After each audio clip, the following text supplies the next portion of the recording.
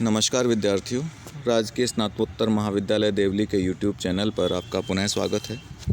आज के हमारे पठन पाठन का विषय है रीतिकाल के सुप्रसिद्ध कवि घनानंद द्वारा रचित सुजान प्रेम नामक काव्यांश। इस काव्यांश का भाग 2 आज हम पढ़ेंगे।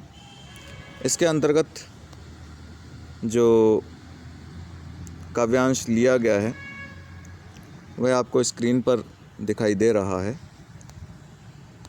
आइए सर्वप्रथम इसका सस्वर वाचन करते हैं। हीन भये जलमीन अधीन कहा कछुमो अकुलानि समाने, नीर सनेहि को लाय कलंक निरास वह कायर त्यागत प्राणे। हीन भये जलमीन अधीन कहा कछुमो अकुलानि समाने, नीर स्नेह को लाय कलंक निरास वह कायर त्यागत प्राणे। रीति की रीतु सु क्यों समुझे जड़ मीत के पानी परें को प्रमाणे, या मन की जो दशा घन आनंद जीव की जीवनी जान ही जाने। प्रीत की रीति सु क्यों समुझे जड़ मीत के पानी परें को प्रमाणे, या मन की जो दशा घन आनंद जीव की जीवनी जान ही जाने। ये इसका सस्वर वाचन हुआ। आइए अब इसके प्रसंग के बारे में जान लेते हैं कि प्रसंग के अंतर्गत जो 3 चीज़ें हम लिखते हैं, कवि, ग्रंथ और संदर्भ। चूँकि यह ग्रंथ की जगह काव्यांश है तो हम काव्यांश का शीर्षक लिख देंगे। कवि हैं घनानंद, ग्रंथ अथवा काव्यांश है सुजान प्रेम, शीर्षक काव्यांश का शीर्षक सुजान प्रेम। संदर्भ है कि कवि ने अपनी प्रियतमा के विरह में अपने मन की व्याकुलता का अनुभूति परक चित्रण किया है। किंवदंती है, प्रसिद्ध है कि घनानंद राजा के दरबार में मीर मुंशी थे और ये दरबार की नर्तकी सुजान से प्रेम करते थे, उस पर आसक्त थे। अंततः किसी कारणवश इनका सुजान से वियोग हो गया, बिछोह हो गया और ये उससे अत्यधिक प्रेम के कारण विरह पीड़ित हो गए और कहते हैं कि उसी विरह की अनुभूति को इन्होंने अपने शब्दों में ढाला।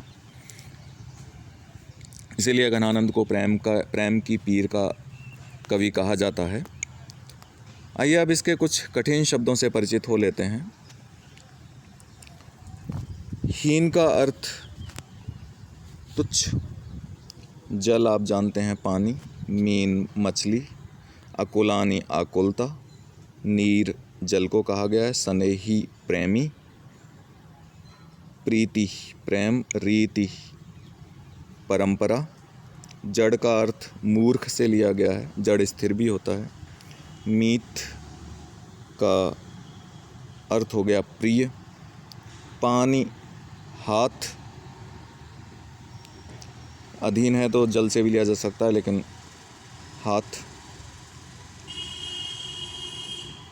जीवनी जिलाने वाली, जीवित रखने वाली, और जान सुजान के लिए आया है। अब आइए इसका भावार्थ व अर्थ देखते हैं।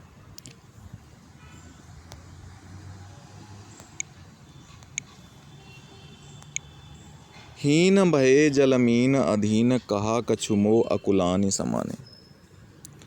कवि कह रहा है कि मछली जीव जंतुओं में आती है, जलीय जीव है और वैसे भी वह बुद्धिहीन और नासमझ है, अधीन रहती है जल के, इसलिए वह प्रेम निर्वाह की परंपरा को भला कैसे समझ सकती है।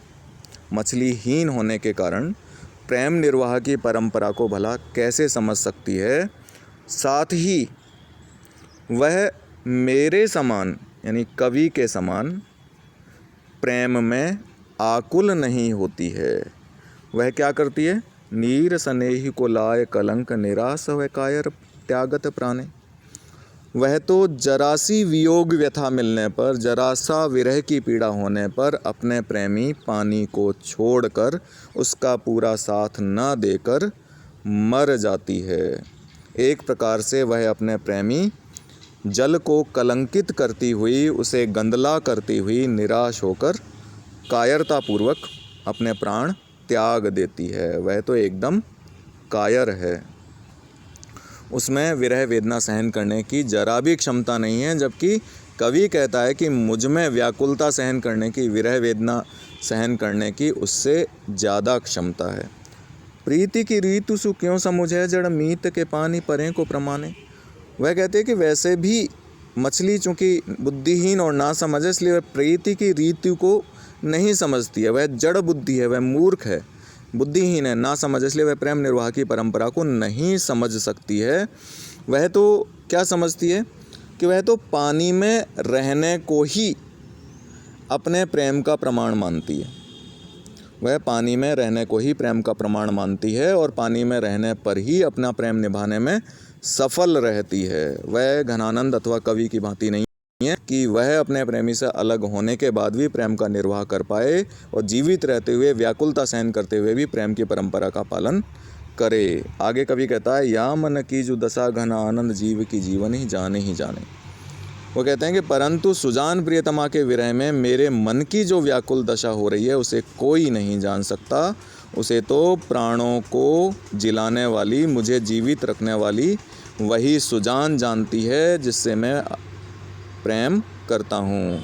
अर्थात सुजान के कारण कवि को, घनानंद को जो विरह की पीड़ा, प्रेम की पीर भोगनी पड़ रही है वह अप्रतिम है, अनुपम है, उसकी किसी से तुलना नहीं की जा सकती। यद्यपि जल और मछली का प्रेम बहुत ऊंचा माना जाता है, किंतु जो जल की मछली है वह अपने प्रेमी का साथ छोड़कर मर जाती है, उसे कलंकित कर देती है, किंतु घनानंद अथवा कवि का प्रेम ऐसा नहीं है। वह अपने प्रेम की मर्यादा और परंपरा का पालन करते हैं। आइए अब इससे संबंधित कुछ विशेष बातों को जान लेते हैं। इस पद्यांश में कवि ने अपनी प्रियतमा के विरह में अपने मन की व्याकुलता का अनुभूतिपरक वर्णन किया है। जो घनानंद हैं वो रीतिकाल के कवि हैं यद्यपि, लेकिन उनमें कृत्रिम प्रेम का या दिखावे के प्रेम का कोई अंश नहीं है। उन्होंने किसी दरबारी राजा को प्रसन्न रखने के लिए अपनी काव्य रचना नहीं की है, ना ही उन्होंने आचार्यत्व प्राप्त करने के लिए अपनी काव्य रचना की है। रीतिकाल में घनानंद एकमात्र ऐसे कवि हैं जिन्होंने शुद्ध प्रेम पर अपनी स्वच्छंद रचनाएं लिखी हैं। कोई उसमें दिखावे का, पुरस्कार प्राप्ति का या आचार्यत्व पद की प्राप्ति का लालच नहीं है, इसलिए इन्हें प्रेम की पीर का कवि कहा जाता है। और जो अनुभूति घनानंद की विरह वर्णन में मिलेगी वो रीतिकाल के अन्य कवियों में मिलना बहुत ही मुश्किल है। आगे इसमें अगर अलंकारों की चर्चा करें तो इस काव्यांश में श्लेष अलंकार विद्यमान है, यमक अलंकार विद्यमान है। क्षमा कीजिए, यमक अलंकार का नाम 2 बार लिख दिया गया है, इसे आप 1 बार ही माने। तथा अनुप्रास अलंकार भी विद्यमान है। साथ ही अगर ये छंद की बात करते हैं तो ये मत्त गयंद सवैया छंद है। सवैया से आप बहुत पहले से परिचित हैं, रसखान के सवैये आपने पढ़े हैं। सवैया एक गेय छंद होता है और इसको अगर किसी का कंठ यदि बहुत अच्छा है तो वह बहुत ही सुंदर ढंग से, कर्णप्रिय ढंग से इसका सस्वर वाचन कर सकता है।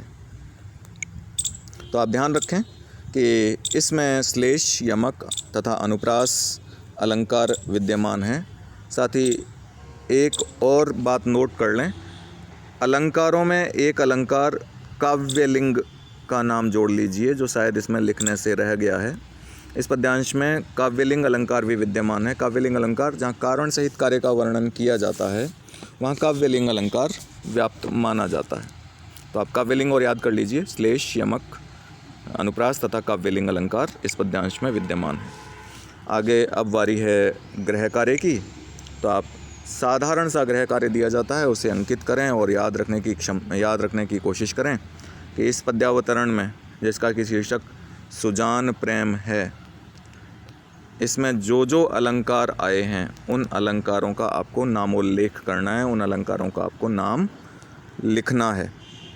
तो 4 अलंकारों का प्रयोग हुआ है, उन अलंकारों के नाम आपको स्मरण होंगे। और उन अलंकारों का नाम आपको लिखना है, साथ ही विश्लेषण भी करना है कि किस पंक्ति में कौन सा अलंकार था। आज के कालांश के लिए बस इतना ही। आप सब लोगों का बहुत बहुत धन्यवाद।